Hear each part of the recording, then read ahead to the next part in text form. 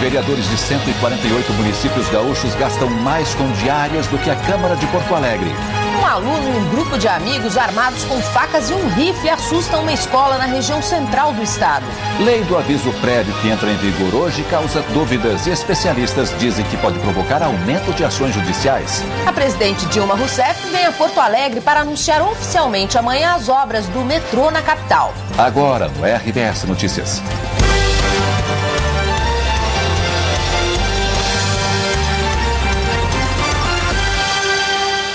Boa noite.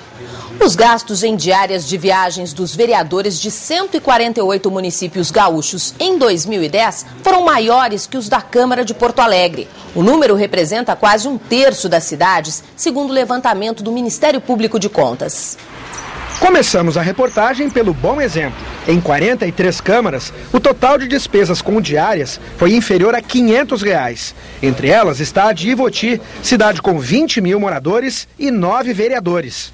Esse restante de dinheiro o executivo coloca e recoloca para secretarias, para investimentos no município, aonde for necessário. Com apenas 5 mil moradores a mais e o mesmo número de vereadores, Triunfo tem a Câmara que lidera a outra ponta do estudo. Foram quase R$660 mil em diárias em 2010, ano em que o ex-presidente Flávio Vrassi, do PDT, e assessores foram flagrados fazendo turismo com dinheiro público a pretexto de participar de cursos de qualificação. O vereador e mais 6 assessores foram indiciados pela polícia e denunciados pelo Ministério Público. Como se estivesse roubando da gente, então podia ser aplicado em outras coisas. Na saúde, na educação, na estrutura da cidade, que tem muita coisa aí que está faltando aí pro pessoal. Na Câmara de Triunfo, ninguém foi encontrado para comentar a pesquisa. Para o Ministério Público de Contas, é preciso que a população fiscalize os gastos. Por que gastar tanto em diárias? O Triunfo, por exemplo, gastou sozinho mais do que os 12 maiores municípios do Rio Grande do Sul. Há, evidentemente, uma inversão de valores, quiçá um abuso. A União dos Vereadores recomenda que as câmaras revejam despesas com viagens. Cada presidente de Câmara de Vereadores tem que chamar os seus pares para uma grande discussão e fazer com que a aplicação dos recursos das câmaras sejam elas, pelo menos, com uma boa responsabilidade. A lista das despesas de todas as câmaras está no site do RBS Notícias. Confira também como você pode fiscalizar os gastos aí na sua cidade. 2 adolescentes armados foram apreendidos depois de se envolverem em uma confusão em Santa Maria, na região central. Um aluno e um grupo de amigos armados com facas e um rifle aguardavam outra turma em frente a uma escola municipal esta manhã. A brigada militar foi chamada e evitou o confronto. 2 adolescentes de 16 anos foram apreendidos. Segundo a polícia, 2 tiros chegaram a ser disparados, mas ninguém ficou ferido. Em Gravataí, na região metropolitana, um aluno de 12 anos foi encaminhado à polícia depois de ameaçar professores e colegas com uma pistola de plástico nesta manhã.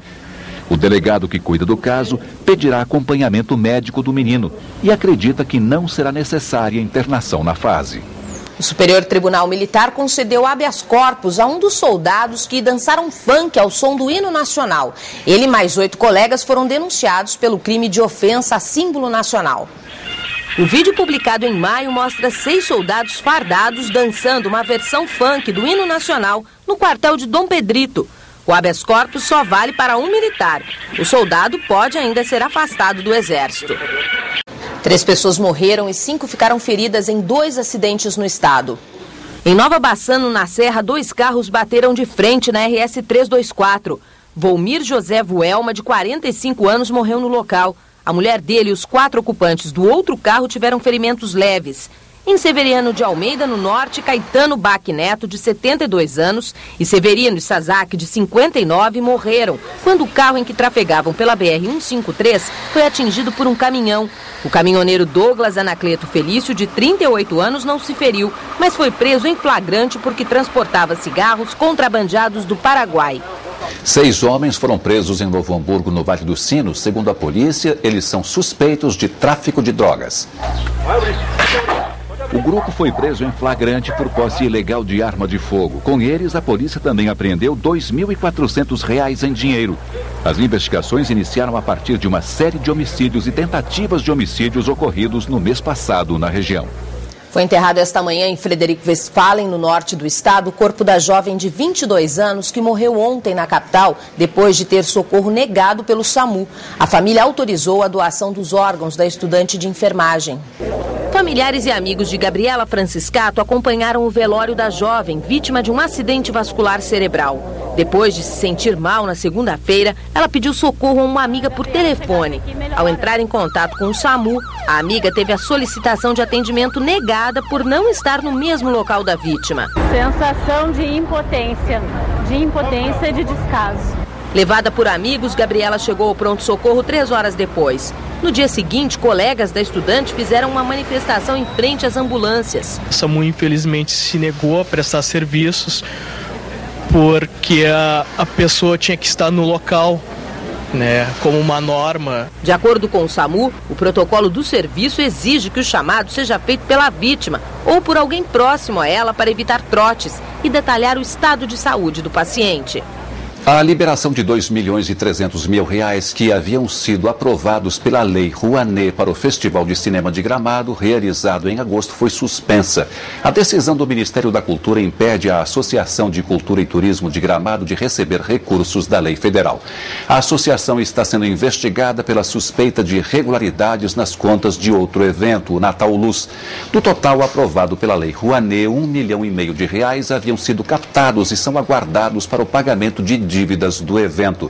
A verba federal representa quase 50% da receita do festival. A presidente Dilma Rousseff desembarcou há poucos minutos em Porto Alegre. E a repórter Ivani Schitz está no aeroporto Salgado Filho. Boa noite, Ivani. Boa noite, Paola. A presidente Dilma Rousseff chegou às 7h10 desta noite aqui no Terminal 3 do Aeroporto Salgado Filho, num avião da presidência. Ela veio acompanhada de 7 ministros de Estado. A presidente tem uma agenda cheia aqui em Porto Alegre e amanhã, às 10h30, ela na Assembleia Legislativa fará o lançamento do programa Brasil Sem Miséria para a região sul. Depois almoça no Palácio Piratini, onde às 14h fará o anúncio oficial do metrô em Porto Alegre. Também anuncia a liberação de recursos do PAC para o estado. Dilma Rousseff deve passar o final de semana até sábado aqui. Ela vai ficar aqui em Porto Alegre. Eloy. Obrigado, Ivani. A lei do aviso prévio, sancionada pela presidente, começou a valer hoje, mas ainda com muitas dúvidas. São pontos polêmicos que podem aumentar o número de ações na Justiça do Trabalho, segundo especialistas. Foram 23 anos para regulamentar um direito que está na Constituição. Agora, quem tem mais de 1 ano de carteira assinada recebe aviso prévio de 30 dias e 3 dias para cada ano a mais de trabalho. Por exemplo, para quem permaneceu no emprego por 6 anos, são adicionados 15 dias ao aviso. O total é de 1 mês e meio. Entidades que representam os empresários vão apelar ao Congresso para reduzir esse período. Nós achamos que cada ano deveria só contemplar com 1 dia, e não um período tão longo. Como está colocado, os custos que virão serão bastante altos. Este advogado trabalhista acredita que o prejuízo para as empresas será pequeno, porque a maioria dos trabalhadores permanece pouco tempo no emprego. Mas a lei pode gerar uma avalanche de ações na Justiça. A dúvida é se as mudanças são retroativas. Por que está tendo direito ao aviso prévio proporcional quem sai hoje e não tem direito quem saiu há 10, 15 ou 20 anos atrás? E outro problema, as 2 horas a menos por dia que ele tem direito para buscar nova colocação ou 7 dias, isso muda proporcionalmente ou não muda? Há também outra dúvida. O empregado que não for dispensado do aviso prévio terá que trabalhar no período que exceder os 30 dias? Essas questões podem depender de uma complementação no texto da lei. O presidente do Sindicato dos Comerciários acredita que isso pode ser feito nas negociações coletivas de cada categoria. Se o trabalhador tem um emprego muito importante e melhor do que esse que ele estava exercendo, que a empresa possa dispensá-lo sem que ele precise cumprir ou pagar. De acordo com as equipes de resgate, o corpo de Neri Cizerça, de 43 anos, estava no fundo do lago. No local, a profundidade é de... Foi localizado esta tarde o corpo do morador de Aratiba, no norte do estado, que havia desaparecido na terça-feira no lago da barragem Itá. De acordo com as equipes de resgate, o corpo de Neri Cizerça, de 43 anos, estava no fundo do lago. No local, a profundidade é de aproximadamente 14 metros. As buscas duraram 3 dias e foram feitas pelos bombeiros e por um grupo de mergulhadores. Segundo amigos, ele teria ingerido bebida alcoólica antes de entrar na água.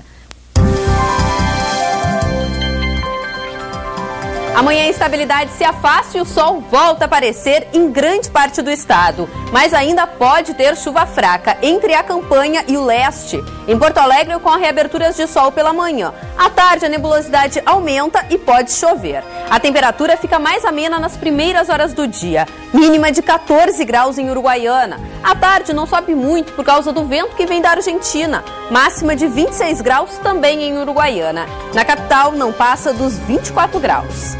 Futebol, sem vitórias na última rodada, a dupla Grenal não perde tempo na reta final do Brasileirão. A tarde foi de treinos e explicações. Mais difícil do que aceitar é tentar explicar. Um jogo para esquecer aqui dentro do Olímpico, né? E agora já pensar no Santos, porque é um adversário dificílimo. E como explicar para as crianças? Em pleno feriado, foram ao Olímpico para festejar e saíram decepcionados. O Figueirense jogou como se estivesse em casa. Venceu por 3-1 e deixou o Grêmio assim, em clima de fim de festa. O time entrou num parafuso, nós não fizemos uma partida boa.